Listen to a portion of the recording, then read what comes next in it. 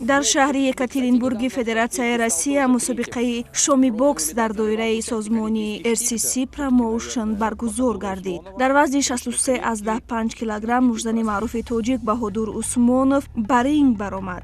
ҳарифи ӯ Тихон Нетёсов аз Россия буд, ки дар корномааш 10 пирӯзӣ ва 4 бохт дошт.